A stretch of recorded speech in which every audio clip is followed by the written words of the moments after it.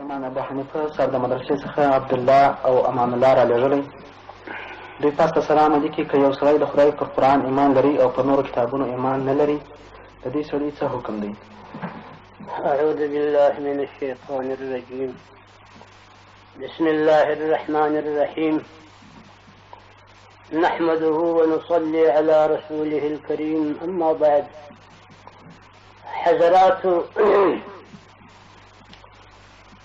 دا یو داسې سوال دی لکه یو سړی چې ووایي چې یو څوک د خدای جل جلاله دغه نیم کتاب مني او نیم نو نه مني، یعنی قرآن پاک د سره تر پایه پورې دا ټوله په تواتر ثابت دی او قطعي دی، او ټول هغه احکام او ټول هغه مسائل چې په قرآن پاک سته پر هغو باندې ایمان راوړل دا هم د دغه قسمه څخه.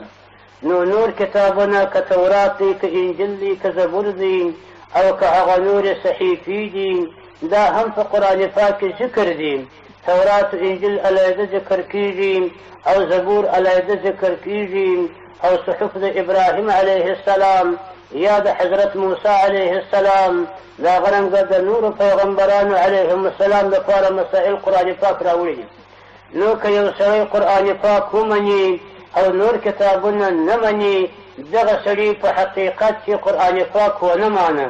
ولې خو قرآن شریف هم دغسې فرمایي چې دغه تورات منزل کتاب منزل د طرفه د الله نازل شده دی، او زبور هکذا نازل شوی د طرفه د الله، او دغه رنګه دا نورې صحیفې.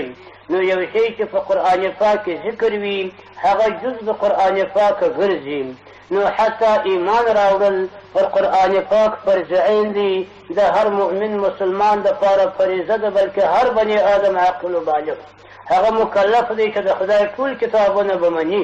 نو که قرآن پاک یو څوک ومني او تورات د خدای کتاب ونه بولي، دې په حقیقت کې د قرآن پاک انکار کړی دی، دا تکذیب د قرآن پاک بولي، العیاذ بالله، و قرآن پاک ته دروغجن ویل دي. نو د هر کتاب د الله چې یو څوک منکر سي، د هغه حکم په شریعت کې همدا دی چې دا سچ کافر بلل کېږي. لکه عینا د قرآن پاک چې انکار وکړي، نیمه کلمه سړی مني، نیمه نه مني، نیم قرآن پاک ومني، نیمه یې ونه مني. دغه رنګه د خدای جل جلاله دا ټول کتابونه په مسأله د ایمان کې سواء دي، یعنی پر قرآن پاک ایمان فرض عین راوړي به. تورات شریف دغسې دی، انجیل شریف دغسې دی، زبور شریف هم دغسې دی، نورې صحیفې مبارکات هغه هم دغسې ایمان به سړی په راوړي. اما عمل هغه به تنها و تنها په قرآن پاک باندې کېږي، ځکه هغه نورو کتابو کې هم دا مسئله لیکلې وه چې دغه تورات و انجیل دا تر هغه وخته کارکون دي او په دې عمل کېدلی شي چې قرآن پاک دنیا ته رارسېږي.